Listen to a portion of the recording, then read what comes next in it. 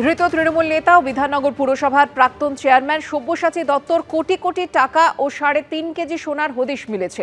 আদালতে জানালেন সরকারি আইনজীবী। ধৃতকে আরও 6 দিন পুলিশ হেফাজতে রাখার নির্দেশ দিল আদালত। সওয়াল জবাবে প্রভাবশালী প্রশ্নে উঠল অভিষেক বন্দ্যোপাধ্যায়ের নাম।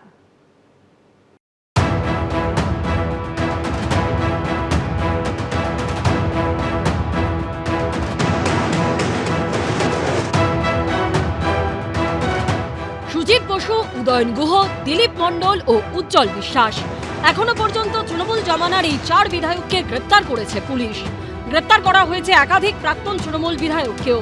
তার মধ্যে অন্যতম হলেন সব্যসাচী দত্ত, প্রাক্তন তৃণমূল বিধায়ক, বিধাননগর পুরসভার প্রাক্তন মেয়র, প্রাক্তন চেয়ারম্যানও।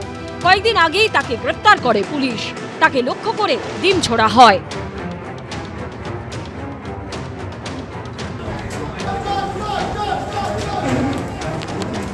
গত কয়েকদিন ধরেই সব্যসাচী দত্তকে সঙ্গে নিয়ে বিভিন্ন জায়গায় তল্লাশি শুরু করে পুলিশ।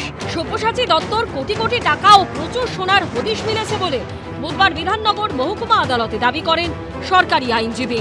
পুলিশ সূত্রে দাবি, ধৃত প্রাক্তন তৃণমূল বিধায়কের প্রায় 3.5 কেজি সোনার হদিশ মিলেছে, যার মধ্যে কিছু মিলেছে রাজারহাটের ফ্ল্যাটে এবং বাকি রয়েছে ব্যাংকের লকারে। আপনাকে আবার হেফাজতে চাইছে পুলিশ, কি বলবেন? রাজনৈতিক ষড়যন্ত্রের শিকার। কোটি টাকার বেতন ওদিকে একটা পাওয়া গেছে, যেটা পুলিশ বলছে। ওদিকে একজন চলে যাও, কি আছে? ওটা পাওয়া গেছে 3.5 কেজি। এই রাজেশ, ওদিকে চলে যাও। ঠিক আছে, হয়ে গেছে। বুধবার শুনানিতে সরকারি আইনজীবী বলেন, ধৃতের কাছে যে বিপুল পরিমাণ সোনার হদিশ মিলেছে তার কিছু পাওয়া গেলেও পুরো সোনা এখনো বাজেয়াপ্ত করা যায়নি। তোলাবাজির টাকা দিয়েই ওই সোনা কেনা হয়েছে। তিনি বলেন, সব্যসাচী দত্ত অত্যন্ত প্রভাবশালী ব্যক্তি, তাকে আরও জেরা করা প্রয়োজন। ধৃতকে ফের 6 দিনের জন্য পুলিশ হেফাজতে পাঠানো হোক। প্রভাবশালী তকমার বিরোধিতা করে সব্যসাচী দত্তর আইনজীবী বলেন, আরও 6 দিনের পুলিশ হেফাজত চাওয়ার যৌক্তিকতা কি? আমার মক্কেল তো সব রকমভাবেই তদন্তে সহযোগিতা করছেন, যে কোনো শর্তে জামিন দেওয়া হোক।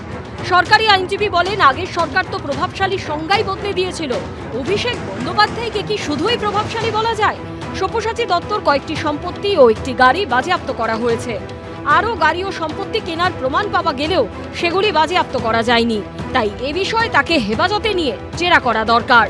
পুলিশ জানতে চাইছে যে এই যে সোনা, এই 3.5 কেজি সোনার পাশাপাশি আরও সোনা কোথাও না কোথাও রয়েছে, তার রসিদ কিন্তু ইতিমধ্যে তদন্তকারীদের হাতে এসেছে। গত রবিবার রাজারহাটের ফ্ল্যাটে অভিযান চালিয়ে তাই সেই সোনা উদ্ধারের জন্য এবং তার যে আরও নামে ও বেনামে প্রপার্টির সন্ধান মিলেছে সেগুলোকেও রিকভারি করার জন্য বা বাজেয়াপ্ত করার জন্যই কাস্টাডি প্রয়োজন বলে আজকে কিন্তু পুলিশের তরফে 6 দিনের পুলিশ কাস্টাডি চাওয়া হয়েছে। আমাদের বক্তব্য ছিল যে উনি জনপ্রতিনিধি ছিলেন, ওনার অন্য কোনো আয়ের সূত্র নেই। সেখানে 5খানা ব্যাংক অ্যাকাউন্ট সিজ হয়েছে, একটা জয়েন্ট অ্যাকাউন্ট ওনার স্ত্রীর সঙ্গে, তাতে কোটি টাকার ওপরে টাকা পাওয়া গেছে, বা সোনা যেগুলো রিকভারি হয়েছে, 2খানা গাড়ি হয়েছে সিজ। তাহলে আয়ের সূত্রটা কি? ওনারা বলছেন যে সুপার ইনফ্লুয়েন্সিয়াল লিখেছে পুলিশ। তো সুপার ইনফ্লুয়েন্সিয়ালের ক্যাটাগরি কেন হয়? কেন এক্সট্রাঅর্ডিনারি ইনফ্লুয়েন্সিয়াল হয়? নিশ্চয়ই হয়। সল্টলেকের এক ব্যবসায়ীর কাছ থেকে 1 কোটি টাকার বেশি তোলাবাজির অভিযোগ উঠেছে সব্যসাচী দত্তের বিরুদ্ধে। তার অভিযোগের ভিত্তিতেই গ্রেপ্তার করা হয়েছে বিধাননগর পুরসভার প্রাক্তন চেয়ারম্যানকে। আমার কাছে উনি এই 2.5 লক্ষ টাকার পরে 1 কোটি টাকা ওনার রোজ বায়না ছিল। বাড়ি করতে গেলে টাকা দিতে হবে, বাড়ি ভাঙতে গেলে টাকা দিতে হবে, কিনতে গেলে টাকা দিতে হবে, বেচতে গেলে টাকা দিতে হবে, না দিলে মারবে। 1 টাকা যদি আমাকে কোনোদিন দিয়ে থাকে, প্রমাণ করতে পারে, আমাকে ফাঁসি কাটে দিয়ে দিক, আমি রাজি আছি। পুরোটাই ফলস, ফেব্রিকেটেড। বুধবার শুনানিতে সরকারি আইনজীবী বলেন, কিছু অডিও ভিডিও ক্লিপ পাওয়া গেছে যেখানে টাকা চেয়ে হুমকি দেওয়া হচ্ছে, বলা হচ্ছে না দিলে বিপদ হবে। এই ঘটনায় আরো 5-6 জন জড়িত, যারা সব্যসাচীর হয়ে তোলাবাজির টাকা তুলতেন। জামিনের আবেদন খারিজ করে পুলিশ হেফাজত দেওয়া হোক। পুলিশ সূত্রে খবর, ধৃত তৃণমূল নেতা সব্যসাচী দত্তর 5টি ব্যাংক অ্যাকাউন্ট ফ্রিজ করা হয়েছে। এফডি সহ সেখানে জমা রয়েছে 3,70,00,000 টাকা। হদিশ মিলেছে 5টি সম্পত্তি, যেগুলির মধ্যে 3টি নামে ও 2টি রয়েছে বেনামে। পুলিশ সূত্রে যেটা জানা যাচ্ছে যে তাকে জিজ্ঞাসাবাদ করে তার বিপুল সম্পত্তির হদিশ মিলেছে, যার মধ্যে বাজেয়াপ্ত করা হয়েছে এই যে একটি গাড়ি, যেটি সব্যসাচী দত্ত যখন বিধাননগর মিউনিসিপ্যালিটির চেয়ারম্যান ছিলেন সেই সময় এই গাড়িটি ব্যবহার করতেন। পরিষ্কারভাবে এখানে লেখা রয়েছে যে ডেট অফ ইস্যু 18/5/2022 এবং ভ্যালিড আপ টু 31/5/2023, অর্থাৎ যে সময়টুকুতে তিনি এখানকার চেয়ারম্যান হিসেবে ছিলেন সেই সময় থেকে এই গাড়িটি কিন্তু ব্যবহার করা হচ্ছে।